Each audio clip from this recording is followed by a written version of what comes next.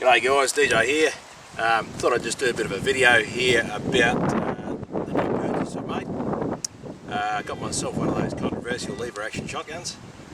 I did actually order a Adler, but was talked into the Pardus, and I've actually had this gun now for a month and I haven't actually fired it. Now, yes, that does sound a bit odd, doesn't it? But hey, life sometimes just gets in the road of shooting.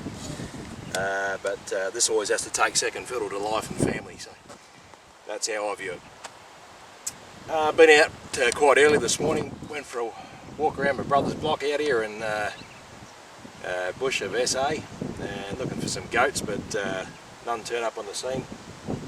Saw a couple of foxes, had a crack at one, but he was a bit far out. But anyway, that's life. We'll have another go another time. I haven't shot this thing yet, so it'll be interesting to see how it all loads. The thing that sold me on this one, this one's the Marine and the 28-inch, obviously, is to me is the short throw action. A friend of mine he's got a European Schiappa, and I was quite surprised how hard you had to work and how far you had to work the lever on that gun. And that was a few years back now. I think I only had put a magazine through it and my knuckles were getting actually quite sore.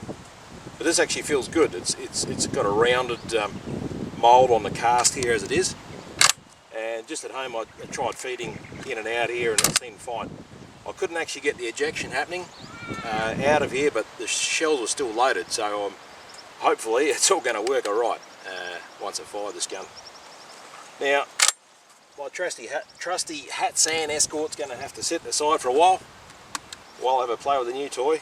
But one thing I did notice, and it's quite obvious, is obviously with the action and the barrel length and now the gun, we're kind of looking an extra 4 inches longer.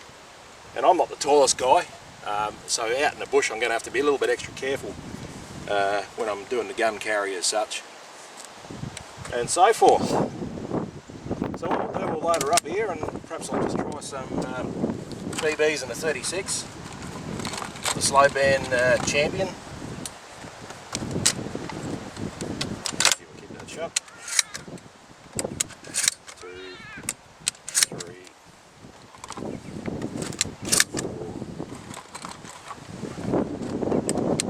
4, 5. Just leave it there for a second. Obviously, a bit of hearing protection.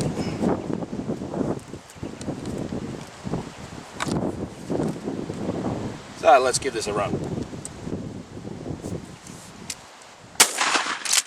Okay, shot.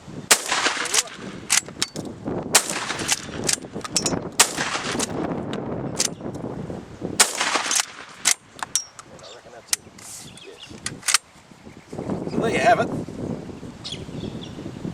That fed and worked alright. It was a little bit firm.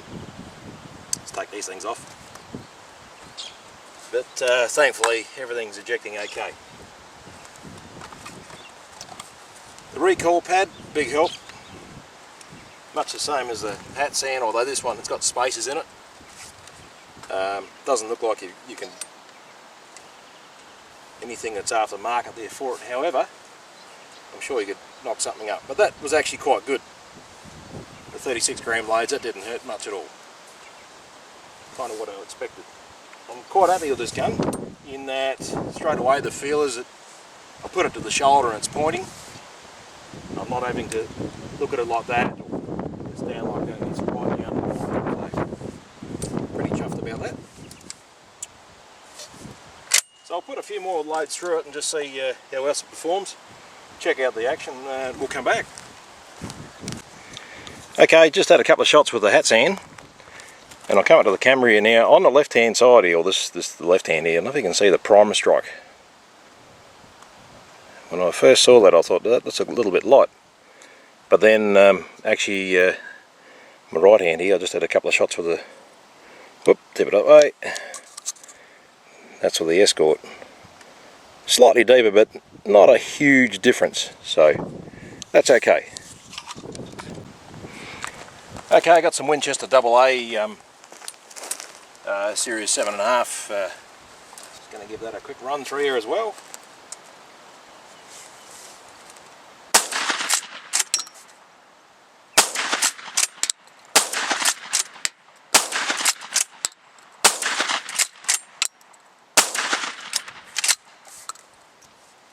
that's clear.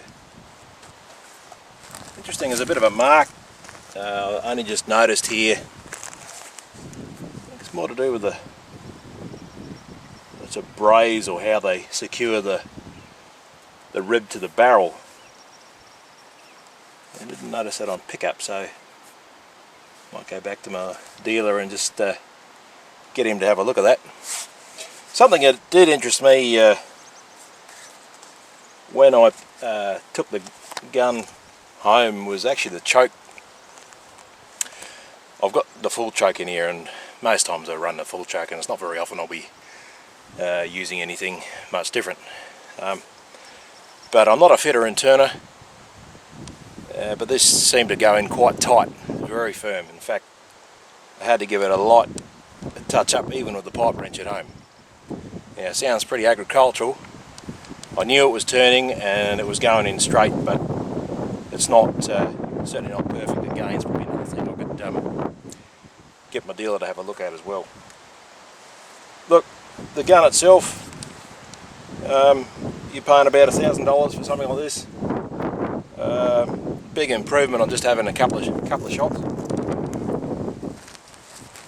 With the Escort here, very good trusty gun. There's been many times when I'm out fox shooting,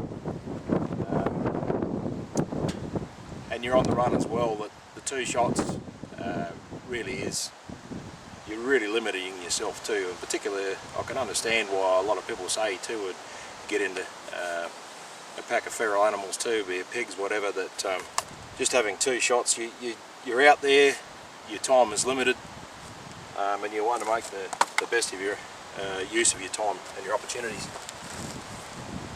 So there it is. I'll have a bit more of a play around with it, and yeah, hopefully you get to enjoy the gun, and the two of us become the best of mates.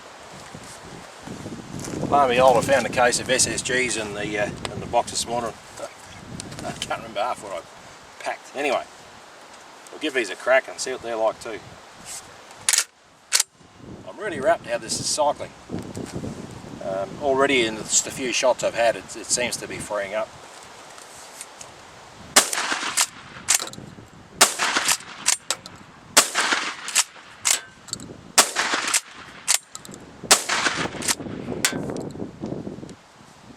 Well, that's it. That's good. Oh, it's nice and warm now. Nah, I'm wrapped with this. Just going back to primer strike again, you know, before we were just talking about the what I thought wasn't a great indentation. Now this is the Ballantine 36 gram load. Not quite sure, perhaps the surface of this primer is a little bit harder than the others, because I was just looking at some of the Winchester AA's and the buckshot shells. The indentation is actually quite good. Whoop, there we go, quite impressed with that. And this is the one from the SSG. That's quite a good indentation. And so just looking at the rest of them, if you can see those there, nothing wrong with them whatsoever. But it's just the surface once again of the Ballantine primer there that perhaps they're just using a slightly harder material.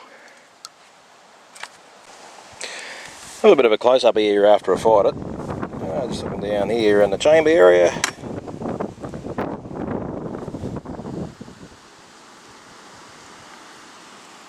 Yeah. Whoa, put the camera that way. Any markings in there, but that's fine. Okay, a bit of a tidy up when I get home. I'm sure there's some oil marks and leftover grease patches there as well, but no, overall, no, I'm happy with that. Last, got a multi-magazine gun back again. I used to have the Winchester Ranger in my late teens. Good knuckle-bout gun. Certainly wasn't high quality back then, but yeah, now I'll be able to get out and about and be a bit more supportive to those who need it.